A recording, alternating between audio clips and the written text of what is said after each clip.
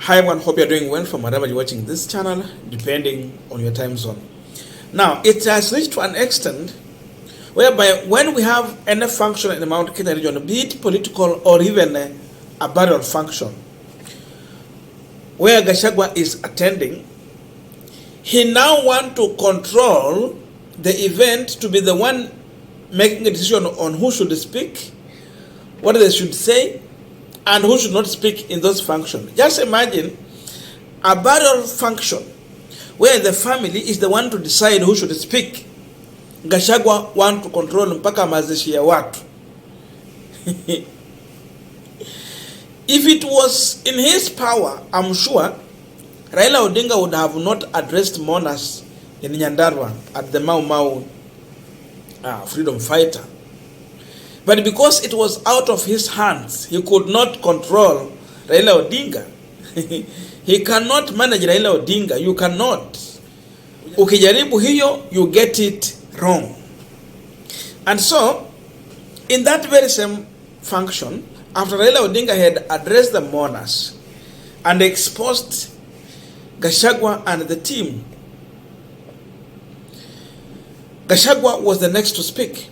And of course, because he was going to speak after Raila Odinga, he would have a chance of reply to Raila Odinga. So he had that privilege as the deputy president. Now with that, Gachagwa was trying to discredit Raila Odinga's speech in that event.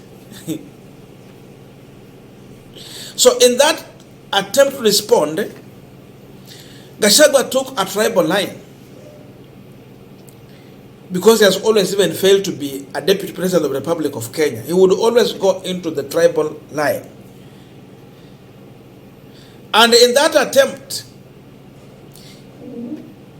he was pissing off many people in that place, including Mwangi Wairia, who had accompanied Raila Odinga. And of course, Mwangi Wairia was not given a chance to address the people, just because Gachagwa did not want him to address the people. And in all those attempts to respond to Raila Odinga, the issue of handshake is not existing, Mwangi Wairia could not continue to stomach the tribal utterances that was coming from regarding Gachagwa. So what did he do? He decided to storm out of that burial function. And what surprised Gachagwa was the huge crowd that followed Mwangi Wairia while he was storming out of that event. Imagine a deputy president who seemingly is positioning himself as Mount Kenya kingpin is addressing people from his own home county region. And as he continued to address the people, people are walking away from him. Then you say you are the kingpin. You are addressing mourners and people are walking away from you. What does that one mean? So Mwangi Wairia stormed out, and because the crowd was following him, he decided to address that crowd.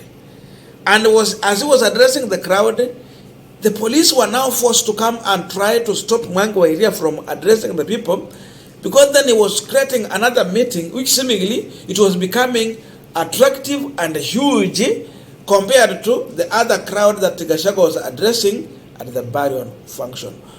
What a shame Gachagwa got from this event. Bunge ambayo inastahili kusuluhisha hiyo mambo alifanya nini? Sisi tulikuwa kwa kaunti zetu, yeye alikuwa bunge kuu. Hiyo bunge alifanya nini? Sasa ni makamu wa rais. Sasa amefanya nini?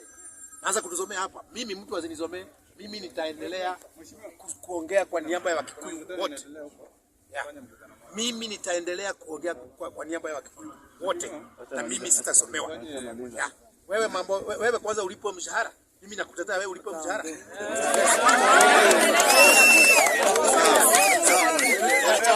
Mimi natetea kila mtu Kenya hii awe hata. Now, with Mwangi Wairia, we can understand that he is a politician.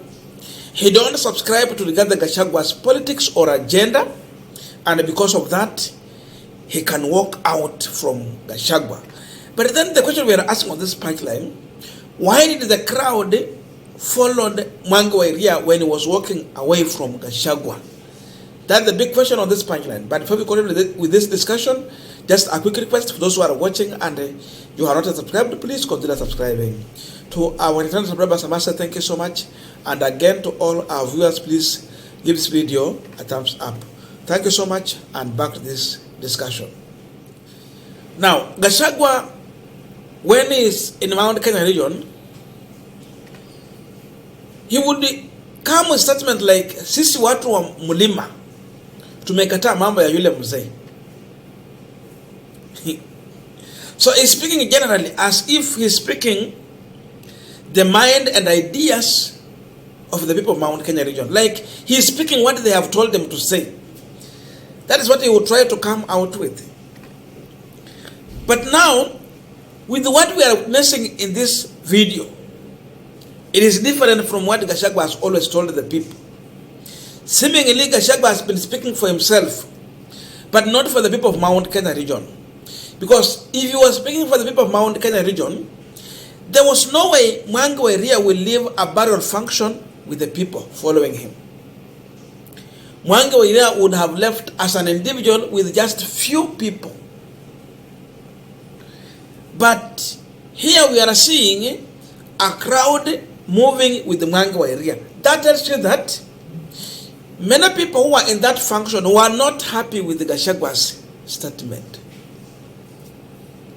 Gachagwa would have addressed mourners and articulate government agenda, but not launching an attack or a revenge on Raila Odinga's speech.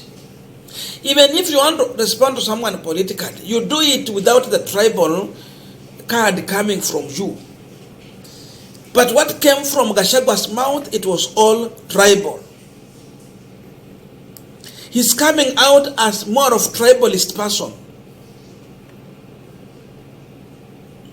He's reducing Kenya Kwanza government to a Mount Kenya region affair, but not a Kenyan affair. And with that, Gachagwa is even shaming the Mount Kenya. So, many people were not agreeing with Gachagwa's speech. And because of that, by the fact that they were working on Gachagwa, that was a political statement to Gachagwa. That not everyone in the Mount Kenya region is with you. Not everyone in the Mount Kenya region is in agreement with your statement. We don't buy into your tribal card that you are trying to remove from your pocket. Hiyo kadi rudisha kwa mfuko yako, ni yako wewe mwenyewe. And that's why they opt to listen to Mwangi wa Iria, but not Gachagwa. So to them, what Mwangi wa Iria was saying, it was making sense to their mind, to their ears, and that's why they opted to listen to Mwangi wa Iria. But what Gachagwa was saying, it was all garbage. Gachagwa has reduced the people of Mount Kenya region to people who want to buy into just hot air promises. Remember, from the time they came to power, there's nothing they have delivered to Mount Kenya apart from few appointments here and there.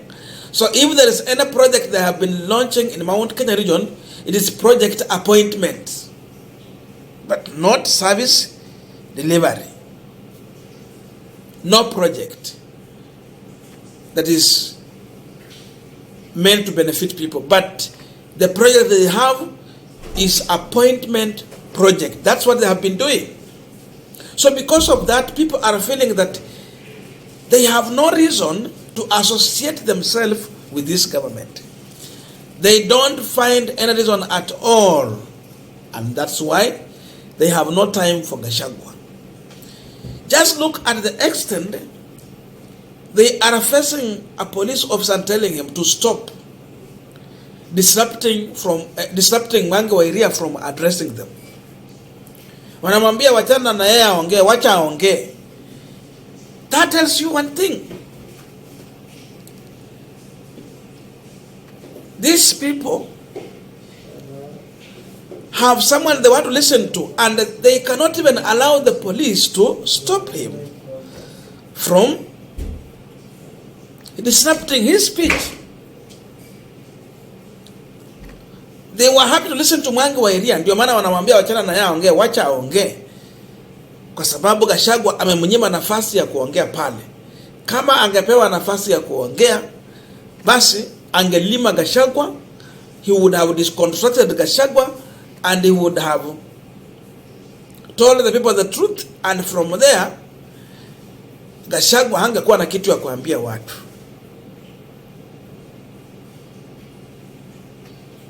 But did not get the chance to speak to the people. So with all this, unajua kuna mambo mengine tusiposema hapa watu hawatajua. Tukiona tu ni mambo ya kawaida, watu Gachagwa amejifanya yeye ndio tu Mount Kenya kingpin. But if we don't come to tell you that people walked away from Gachagwa, mtajua. Na Gachagwa angependa watu wasijue that people walked away from him. But the truth is that indeed people walked away from him when he was addressing the people. Sasa inafaa yeye ajiulize yeye ni kingpin ya nani huko Mount Kenya. Kama yeye ni kingpin, kwa nini inafika kiwango ya kwamba people are walking away from him? Yeye ni kingpin wa kwake nyumbani. Yeye ni Wanyeri kingpin ama ni wapi?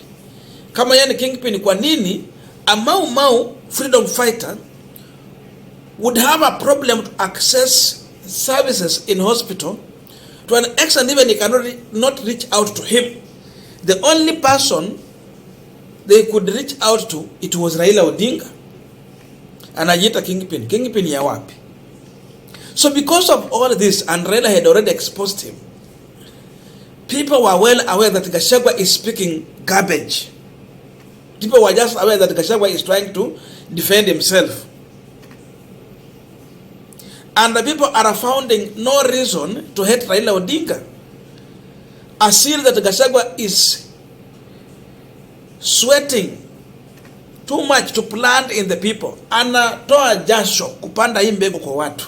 Lakini kitu imekataa. And this is what happened in Mount Kenya region yesterday. People really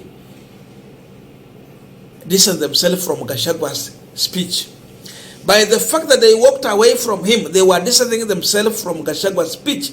They were in disagreement with Gachagwa's statement.